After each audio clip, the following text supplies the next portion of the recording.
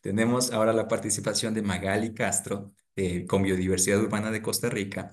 La verdad es que es también otra riqueza tener aquí a Magali otra vez de nueva cuenta y que nos cuente todo lo que se hace en Costa Rica. Pero en este caso voy a leer de nuevo una semblanza breve de ella. Magali es bióloga con una maestría en Administración de Proyectos, enamorada de la naturaleza, trabaja en el Sistema Nacional de Áreas de Conservación, ha desarrollado acciones en gerencia de áreas protegidas, participación y gobernanza, y actualmente en corredores biológicos interurbanos, desde donde se ha promovido acciones conjuntas tendientes a la consolidación de ciudades verdes en Costa Rica. Hoy se une a los comités locales de los corredores biológicos como plataformas de gobernanza participativa, las cuales implementan diversas acciones e implementan soluciones basadas en la naturaleza en un sueño de ciudades verdes en la gran área metropolitana de Costa Rica. Si esa semblanza no es llegadora, no sé qué puede ser, Magali. Bienvenida de nuevo. Gracias. Ok, perfecto. Bueno, mucho gusto estar nuevamente acá en el foro que nos ha tenido, creo que este año, muy atentos a todos los avances en estos temas. Ha sido riquísimo realmente. Yo voy a hablar un poquitito de biodiversidad urbana en Costa Rica. Como lo mencionó el compañero, mi nombre es Magali Castro, trabajo en el Sistema Nacional de Áreas de Conservación y quisiera hacer hincapié en la última parte de esta filmina que pues este trabajo no se habría logrado sin el apoyo de proyectos que nos han apoyado muchísimo, como Biodiversity, que trabajamos con GIZ, y actualmente el proyecto Transición a una Economía Verde Urbana, que de cariño le decimos TEU, y bueno, que es de fondos GEF, administrado por el PNUD y ejecutado por la Organización de Estudios Tropicales en Costa Rica y obviamente con todo el apoyo y fortalecimiento para el Ministerio de Ambiente y Energía. Em, pues si hablamos de biodiversidad, tenemos que irnos desde cuándo empezó Costa Rica a hablar de biodiversidad y a preocuparse de estos temas.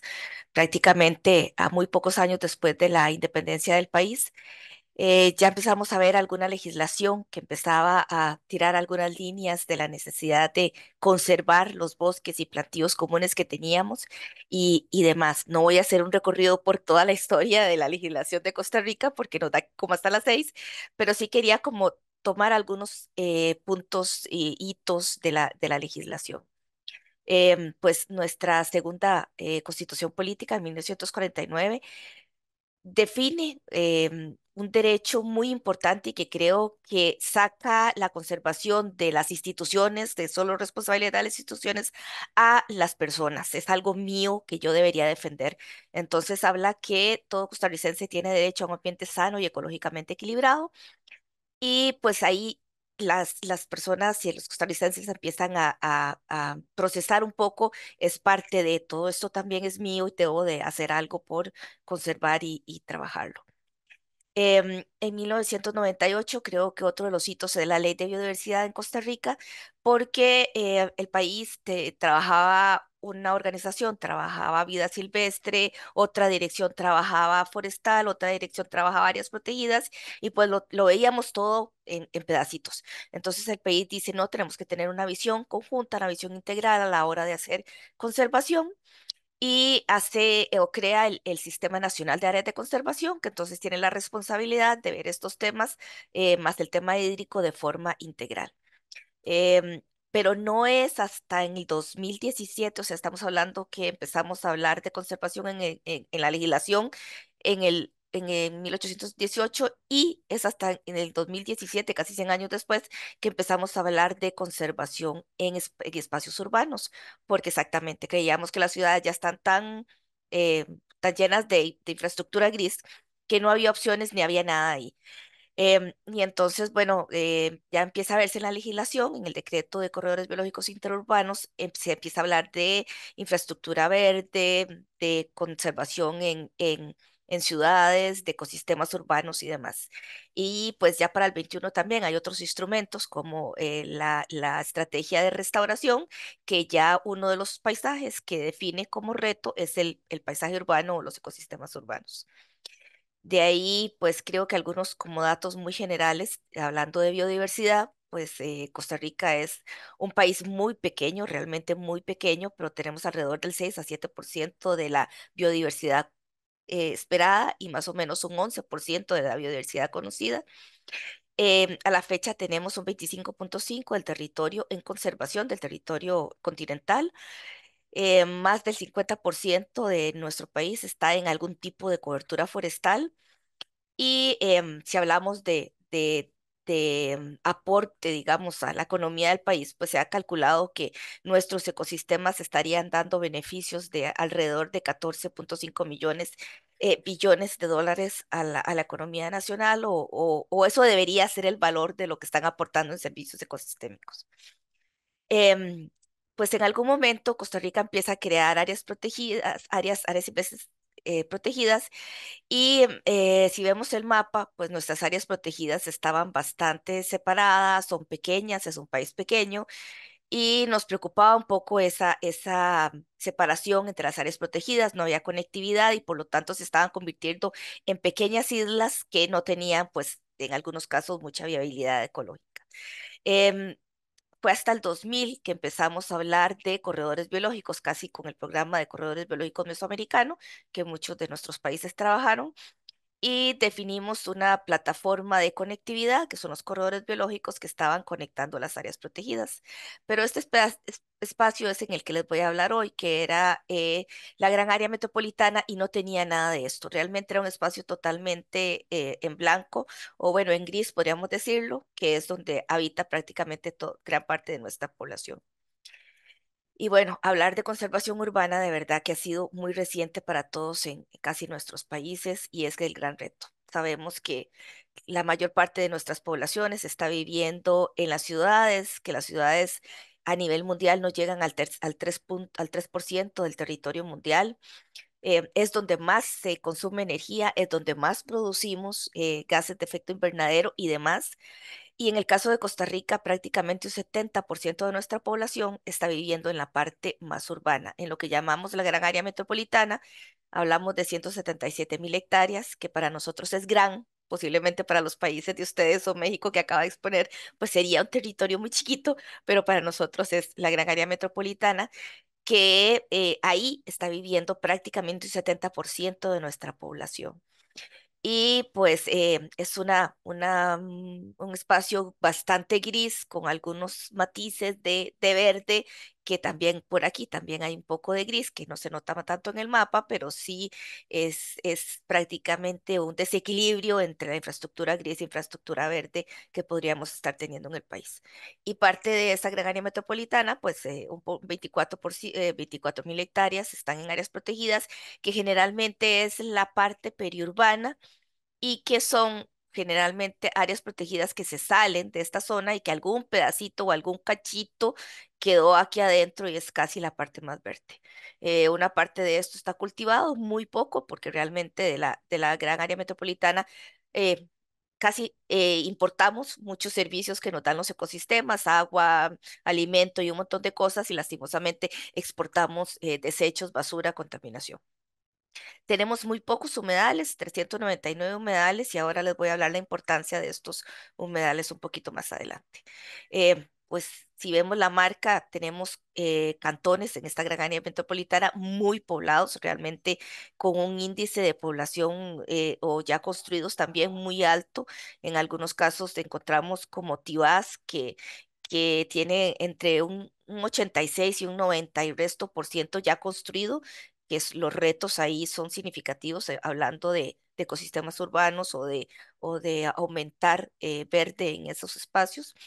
Em, También pues espacios que tienen muy poca vegetación, obviamente. Más infraestructura gris, menos infraestructura verde en estos espacios.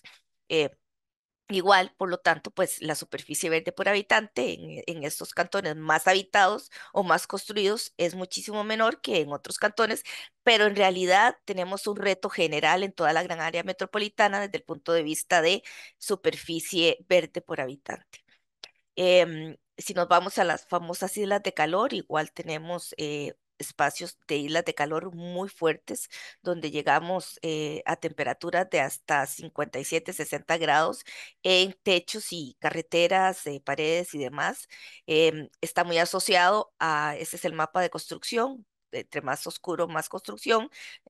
Eso está muy asociado a las altas temperaturas superficiales y a menos verde, a menos infraestructura verde.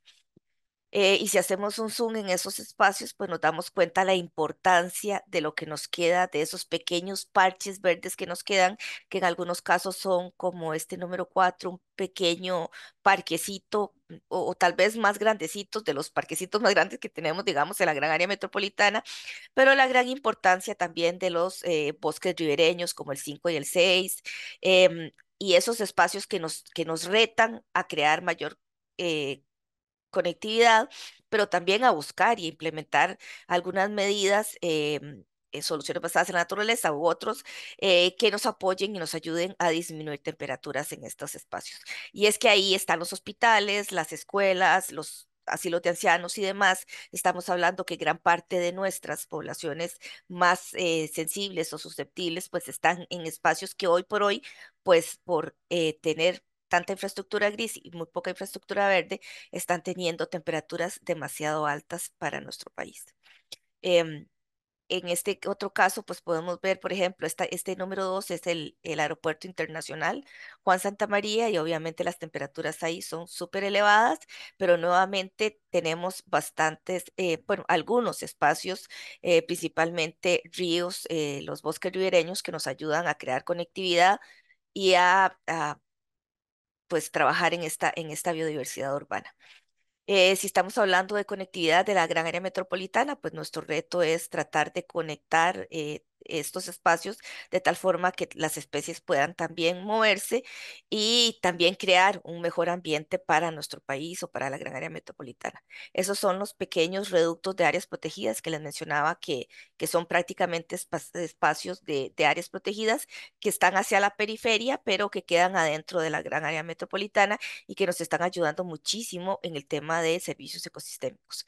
Estos son los corredores biológicos interurbanos. Ahorita van a ver que hay dos más, que cuando hicimos este mapa no estaba y pues no lo he actualizado, pero son los corredores biológicos interurbanos que estamos tratando de trabajar con el tema de conectividad. Son plataformas de gobernanza participativa muy interesante que están trabajando de una forma bastante fuerte en mejorar la biodiversidad urbana en nuestro país. Y bueno, voy a hablar un poquitito de estos corredores biológicos. Como les decía, están conectando lo que nosotros llamamos trama verde para la mayor cantidad de ustedes, posiblemente infraestructura verde. En el decreto se definió que esta trama verde o infraestructura verde son los remanentes de bosques que nos quedan en las periferias o sí, en la periferia de la gran área metropolitana, los bosques ribereños que vimos ahora que tienen una función súper importante, terrenos del Estado que podemos restaurar y mejorar, y ya hay algunas experiencias de 15 años de restauración o 20 años, los parques públicos que de una u otra forma están sumando a esta trama verde, calles, avenidas, líneas de tren arborizadas que nos están retando a buscar alternativas y pequeños parches de bosque que algunos tal vez no entran en la definición de bosque del país, que son más de 2 hectáreas con ciertos estratos y demás, pero que sí entrarían en una definición de un bosque urbano que posiblemente es parte de los retos que tenemos que trabajar en nuestra legislación nacional, que todavía no hay nada de eso.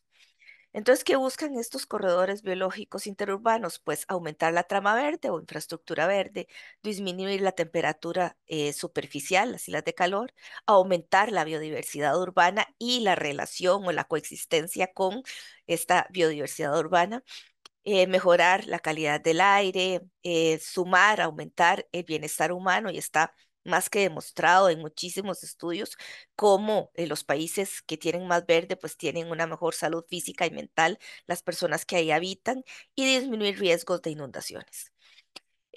Parte de las acciones que desarrollan estos corredores biológicos interurbanos son muchas, muy amplias y muy diversas en cada uno de ellos.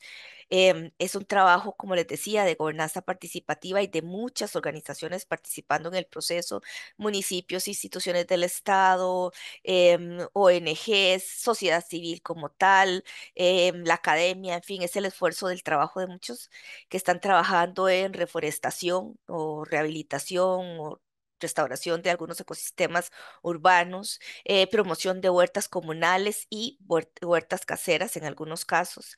Em, pues son parte de esta información que les estoy presentando, han producido información, se han generado mapas, se ha generado mucho conocimiento con respecto a lo que ellos están haciendo o producto de lo que se está haciendo.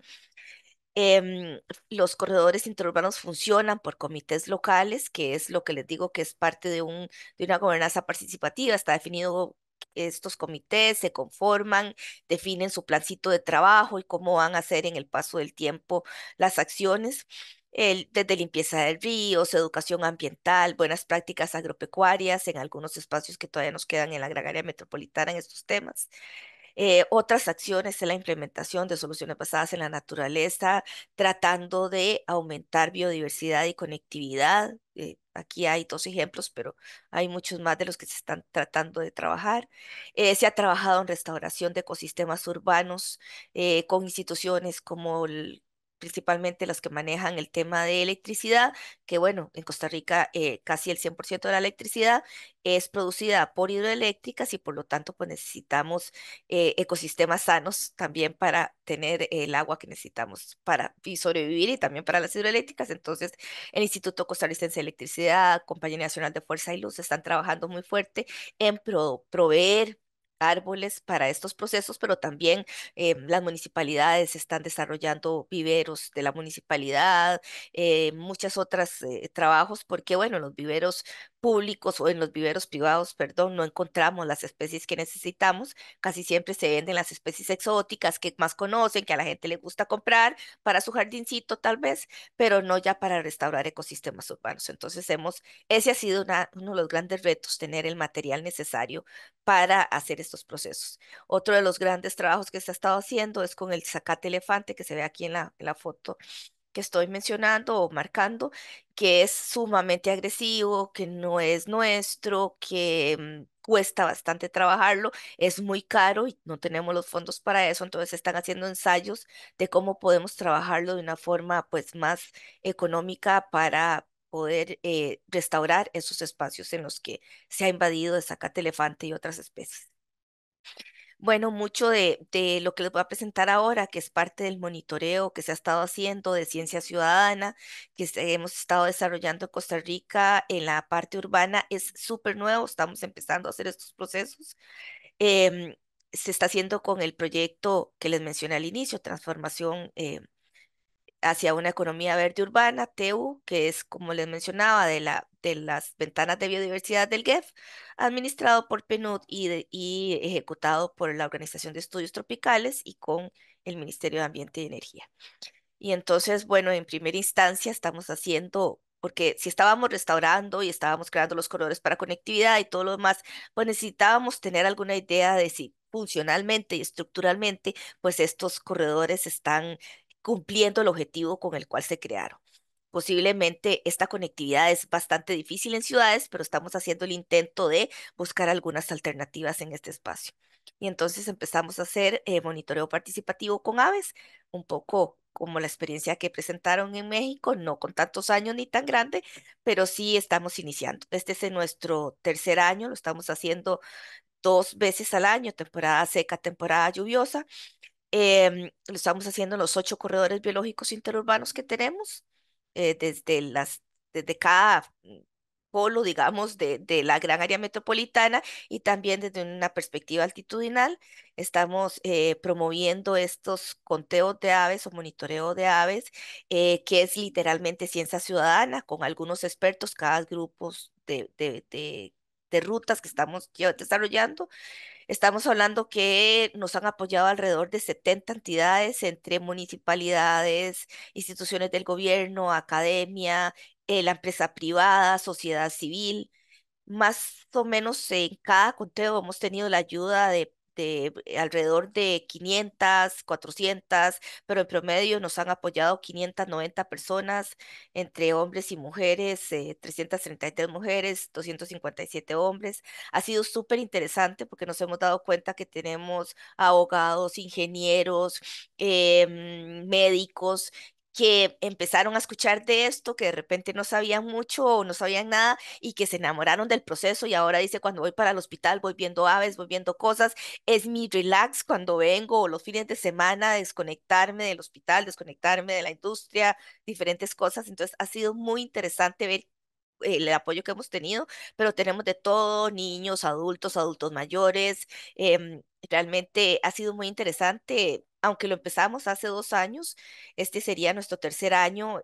Por ejemplo, este corredor, María Aguilar, sí empezó hace un poquito más, como unos 5 años, y hemos visto señoras que se pensionaron, que no saben absolutamente nada de aves y que ahora están dedicadas al tema y que ya ahora son líderes hasta de ruta, trabajando un montón. Y pues, como decía la compañera antes, es un tema de salud, es un tema que la gente se enamora y que sigue haciéndolo por un tema de dispersión también, de tener hobbies. Estos son algunos de los puntos en los que estamos haciendo el monitoreo de aves en la ciudad, en corredores biológicos interurbanos. Rápidamente hemos tenido alrededor de 320, 360 observaciones en todos los corredores biológicos, con algunos puntos que ya empezamos a ver como puntos calientes o hotspots que podemos estar viendo en la gran área metropolitana, pero todo depende de diferentes grupos de aves. Entonces, hemos visto alrededor de 29 especies amenazadas que tenemos en las ciudades. A veces pensamos que no, lo que hay ahí es un come maíz, tal vez, o especies muy comunes, pero no, nos hemos encontrado 29 especies amenazadas en este espacio que, perdón, es súper importante ver que si bien están muy cerca de las áreas protegidas, también las podemos ver en la pura, pues en la ciudad, muy céntricas, partes muy céntricas, y que es un reto también trabajar con cada una de estas especies. Tenemos 42 especies de endemismo que hemos identificado hasta el momento en estos conteos y que en este caso sí están muy asociados a los bosques que nos quedan en la periferia de la gran área metropolitana. Y también pues nos da respuesta de la importancia de la conservación de las áreas protegidas que nos quedan ahí y que son la espalda, digamos, de muchos servicios y en el caso de aves, pues está manteniendo un gran endemismo en este sentido. Si hablamos de especies migratorias, es un poco al revés de lo que les acaba de mencionar. Hemos identificado alrededor de 100 especies migratorias en la parte urbana y muy interesante porque estas especies migratorias están utilizando los pequeños parquecitos y parchecitos de bosque que tenemos en la ciudad. Ya no hacia los bosques, sino prácticamente en el centro de las ciudades, en el puro centro, la mitad del medio de las ciudades prácticamente, es donde están apoyándose estas especies migratorias en esos parquecitos, se están quedando y están descansando y están haciendo su proceso antes de continuar el viaje. Entre esas, esta es una zona muy importante que nos encontramos de especies migratorias y ahora les voy a hablar también un poco de especies acuáticas. Entonces también nos hemos encontrado alrededor de 44 especies acuáticas, o sea, han reportado estas especies y nuevamente este parche se convirtió en uno de los hotspots. Aquí estaban identificados o estamos identificando nuevos humedales para Costa Rica que no estaban definidos. Y muy importante porque cuando empezamos a trabajar, que nos dimos cuenta que era un sitio rico para las especies acuáticas, estamos tratando de oficializar estos humedales como una categoría de área protegida en Costa Rica. Pero cuando hablamos con la municipalidad tenía ese espacio para desarrollo industrial. Y entonces era, sequen eso que hay ahí, que no sirve, y construyan industria. Y entonces, bueno, algunos ya compraron los terrenos y ya están haciendo los procesos, pero ahora viene la negociación con ellos. Ok, hagan la industria, pero mantengamos los humedales, que son pequeños parches con los que podemos trabajar y son súper importantes para especies no solo acuáticas, sino también algunas migratorias. Entonces, es mucha información, digamos que nuevamente por Ciencia Ciudadana estamos teniendo mucha información. Aquí podemos ver, hicimos entre las plataformas que estaba mencionando la persona que me antecedió, estamos utilizando iNaturalist, que es una plataforma también a nivel internacional. Tenemos el nodo Costa Rica, también la información de estos conteos están en eBird, pero empezamos a hacer el análisis con la plataforma de iNaturalist y estábamos viendo, queríamos ver también cómo el mapa de la izquierda es el mapa un poco de lo verde que nos queda en estos corredores. Por ejemplo, este es un corredor altamente urbano, tiene como un 17% o 20% de verde, en tanto que tiene casi un 70%, un 70 y resto, 80% de urbanismo. Y a pesar de esto, estamos viendo que la mayor cantidad de los reportes de observación de aves se están haciendo más que todo en las partes más urbanas, que es la gente que tiene más facilidad, se ha estado enamorando de estos procesos, en tanto que las partes más hacia las orillas, que tienen un poquito más de bosque, todavía no hay tantos reportes y en algunos casos no hay. Eso nos reta también a ver cómo podemos hacer desde áreas protegidas, desde caminantes, porque se ha hecho mucho el tema de caminantes en Costa Rica o training, y entonces ver cómo también ellos ya pues, en el momento que caminan tal vez puedan ayudarnos con ciencia ciudadana y levantar información de estos sitios.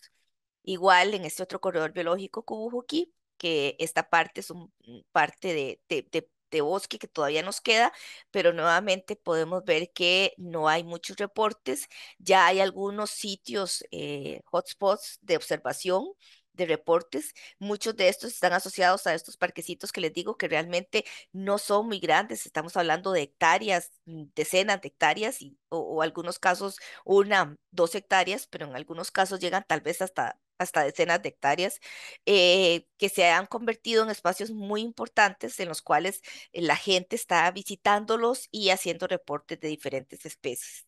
En el caso de biodiversidad, estos mapas no están definidos solo por aves, estos que estoy presentado, sino que ahí mapeamos aves, anfibios, reptiles y mamíferos. Pero generalmente, como lo mencionaba también la otra compañera de México, pues la mayor grupo de trabajo y observación está dirigido a aves. Y bueno, aquí podemos ver pues los dos corredores en los que estaba mencionando, este realmente muy urbano, este pues también, solo que tiene un poco más de bosque en su parte alta, pero sí hay bastantes reportes, la gente está interesada, cada día está utilizando más estas redes y cada día está sumando más al conocimiento del país. Estamos hablando de miles de ojos que están viendo el cielo, que están viendo diferentes espacios que antes no los teníamos porque lo que teníamos era un investigador que nos daba pues muy buenos datos, pero que las posibilidades de llegar a tener estas observaciones no eran posibles. Ya termino. Ya te vi que ya me va a regañar. Ok, solo para continuar ahí muy rápidamente, sumamos también que empezamos a hacer un monitoreo de mamíferos, pero estamos empezándolo apenas, hemos puesto las primeras cámaras trampa, esperamos tener datos de mamíferos, es una alianza con en Estados Unidos en un grupo, en un lugar específico, que es este logo, que bueno, para no pasar mucho rato con esto, pero esperamos poner como 80 cámaras entre este y el otro año y obviamente que seguirá futuro, pero entonces el otro año les cuento resultados de monitoreo de mamíferos en corredores biológicos interurbanos. También estamos muy incipiente empezando un monitoreo participativo de ríos, pero ríos urbanos. Y pues entonces también el otro año les contaremos cómo nos va con el tema de ríos, que es un gran reto.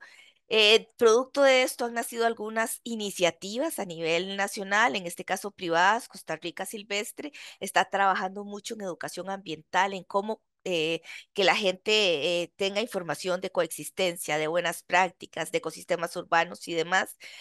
Con especies nos llaman muchísimo. Tengo un pisote, tengo un mapache, el coyote está caminando por mi comunidad y qué hago con las especies domésticas. Entonces hay una serie de instrumentos y de información que los orienta a qué pueden hacer con esas especies, muchas veces con solo que no dejen la alimentación de los perros y de los gatos, ya se disminuye mucho la visita de estos vida silvestre.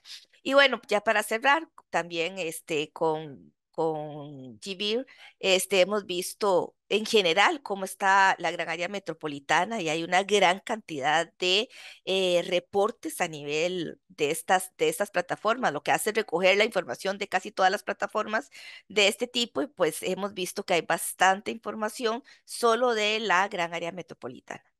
Y pues aquí cierro, realmente es un recorrido muy rápido de biodiversidad urbana y de los retos que tenemos como país, que como les digo, pues prácticamente estamos iniciando en muchos de estos retos y aprendemos muchísimo de cada una de estas presentaciones de ustedes.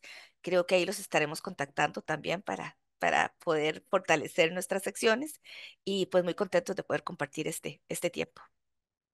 Muchas gracias, Magali. Y también, yo lo vuelvo a decir, también soy fan de tu trabajo. Magali, Gracias. desde la otra vez que comentaste, también la otra experiencia en la sesión, bueno, creo que esa fue antepasada, la verdad es que Ajá, sí. súper, súper increíble lo que están haciendo, la verdad que yo me quedo asombrado, que siempre dices y mencionas que no llevas tanto tiempo, que no llevan tanto tiempo, que no están, pero la verdad lo que están haciendo, y por ejemplo, de la otra vez, y justo lo mencioné al inicio de en la primera presentación, desde la importancia de poner el concepto, qué concepto vamos a utilizar para poder construir nuestro proyecto, ¿no? Creo que eso es muy importante y es creo que es el punto inicial de partida, ¿no? ¿Qué queremos construir? Y ahorita que lo que presentas, yo ya automáticamente estoy pensando cómo hacerlo para política pública, pero en qué impactos tiene, o sea, desde temas de regulación de mascotas domésticas, ¿no? Que son unas amenazas a la fauna silvestre, desde regulación a construcción en temas de ventanas y sistemas anticolisiones de las aves, ¿no? ¿Dónde están los puntos principales donde debería estar esta regulación, donde se deben Ujú, incentivar los vinilos en las ventanas o cualquier otra estrategia, ¿no? O sea, cómo puede permear este tema de biodiversidad más allá de una solución basada en la naturaleza, que por lo regular, ujú, como que cuando hablamos de solución basada en la naturaleza, nos enfocamos en algo muy puntual.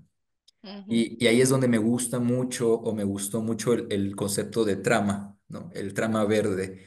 Porque para mí trama es como una red, como una conexión, como más allá de solamente un tema puntual, sino como que algo que está un tejido dentro de la ciudad y que hay que incrementar el trama verde. A mí me encantó como el nombre, el concepto. Y sí, o sea, cómo pasamos de soluciones basadas en la naturaleza pensadas a algo puntual como un techo verde, un jardín, a un tema de trama verde, a algo que tenga conexión en toda la ciudad, que realmente tenga ujú. un impacto para la biodiversidad en las ciudades. Pues muchísimas gracias, Magali. A Dejo esa ustedes. pregunta y si quieres la retomamos en Perfecto, el área perfecto. de preguntas y respuestas. Y muchísimas gracias de nuevo y un placer tenerte aquí.